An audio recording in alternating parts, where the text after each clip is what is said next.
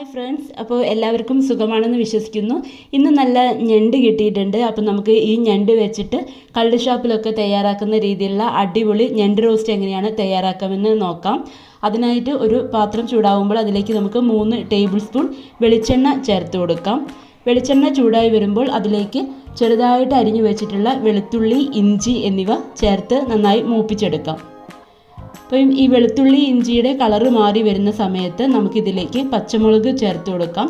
5 പച്ചമുളകാണ് ചേർത്തിട്ടുള്ളത്. നല്ല എരിവുള്ള പച്ചമുളകാണ്. ഇതിലേക്ക് നമുക്ക് കുറച്ച് കറിവേപ്പില കൂടെ ചേർത്ത് കൊടുക്കാം. കറിവേപ്പില ചേർത്ത് ഇതെല്ലാം കൂടെ ഒന്ന് കളറ് മാറി അതിൻ്റെ സ്മെല്ലൊക്കെ വരുന്ന സമയത്ത് നമുക്കിതിലേക്ക് സവാള ചേർത്ത് കൊടുക്കാം. നല്ല നൈസായിട്ട് അരിഞ്ഞു വെച്ചിട്ടുള്ള സവാളയാണ്, അത് ചേർത്ത് കൊടുക്കാം. സവാള ചേർത്ത് നമുക്ക് നന്നായിട്ട് വഴറ്റിയെടുക്കാം. സവാളയുടെ കളർ ഒരു ലൈറ്റ് ബ്രൗൺ ആവുന്നത് വരെ നമുക്കിത് വഴറ്റിക്കൊണ്ടിരിക്കാം.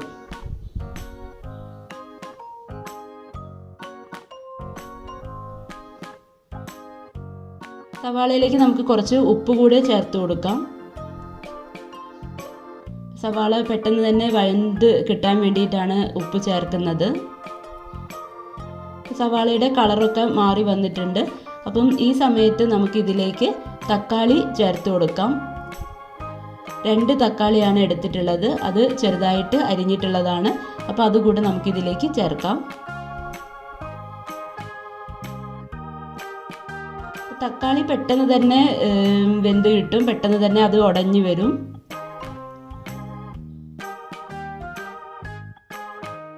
തക്കാളി സവാളയായിട്ട് നന്നായിട്ട് വെന്ത് ഉടഞ്ഞ് വന്നിട്ടുണ്ട്. അപ്പോൾ നമുക്കിതിലേക്ക് ഇനി എന്തൊക്കെ പൊടികളാണ് ചേർക്കേണ്ടതെന്ന് നോക്കാം.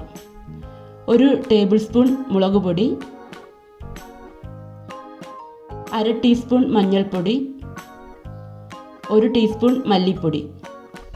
ഇത്രയും പൊടികളാണ് നമ്മൾ ചേർത്ത് കൊടുക്കുന്നത്. ഈ പൊടികളെല്ലാം ചേർത്ത് നന്നായിട്ട് മിക്സ് ചെയ്തെടുക്കണം. തീ നന്നായിട്ട് കുറച്ച് വെക്കാൻ ശ്രദ്ധിക്കണം.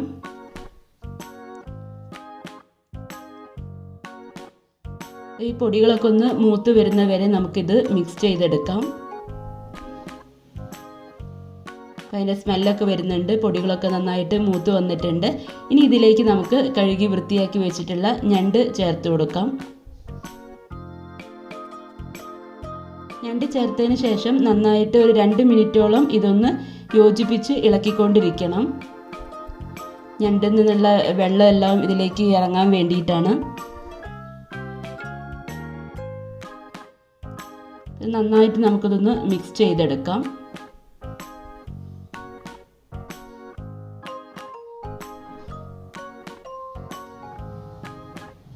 ഇനി ഇതിലേക്ക് നമുക്ക് കുറച്ച് വെള്ളം ചേർത്ത് കൊടുക്കണം. ഞണ്ട് നന്നായിട്ട് വെന്ത് കിട്ടുന്നതിന് വേണ്ടി ഒരു ചെറിയ കപ്പ് വെള്ളമാണ് ചേർത്ത് കൊടുക്കുന്നത്.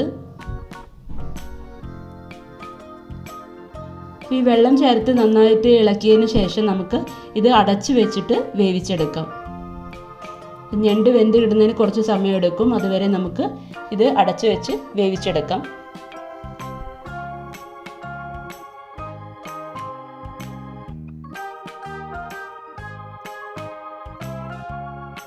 ഇടയ്ക്ക് ഇതൊന്ന് ഇളക്കി കൊടുക്കണം. ഇതിൻ്റെ ഗ്രേവി അടിയിൽ പിടിക്കാതിരിക്കാൻ വേണ്ടിയിട്ടാണ്. ഒന്ന് യോജിപ്പിച്ച് കൊടുക്കാം.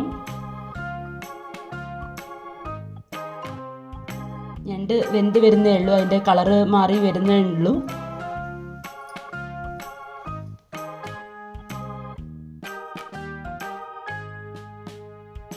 ഞണ്ടിൽ വെള്ളം കുറച്ച് വെള്ളമുണ്ട്, അതൊന്ന് വറ്റി വരണം. നന്നായിട്ട് വറ്റി വരണ്ട, കുറച്ചൊരു ഗ്രേവി പോലെ നമുക്ക് നിൽക്കണം. അപ്പം ഞണ്ട് ഇനിയും ഒന്ന് വെന്ത് കിട്ടാനുണ്ട്. അപ്പോൾ ആ സമയമാകുമ്പോഴത്തേക്ക് ഇതിൻ്റെ വെള്ളം എല്ലാം വറ്റി നല്ല റോസ്റ്റ് പരുവത്തിലായിട്ട് വരുന്നതാണ്. അപ്പം ഞണ്ടെല്ലാം സൂപ്പറായിട്ട് വെന്തിട്ടുണ്ട്. അതിൻ്റെ ഗ്രേവിയൊക്കെ നന്നായിട്ട് വറ്റി, ആ വെള്ളമൊക്കെ വറ്റി നല്ല റോസ്റ്റ് പരുവത്തിലായിട്ടുണ്ട്. ആ സമയം നമുക്കിതിലേക്ക് കുറച്ച് കറിവേപ്പില ചേർത്ത് കൊടുക്കാം.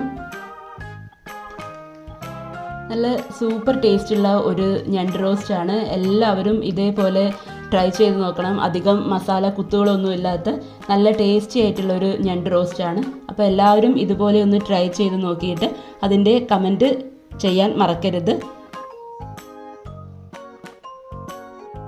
അപ്പോൾ ഈ വീഡിയോ ഇഷ്ടമായാൽ എൻ്റെ ചാനൽ സബ്സ്ക്രൈബ് ചെയ്യാൻ മറക്കില്ലല്ലോ.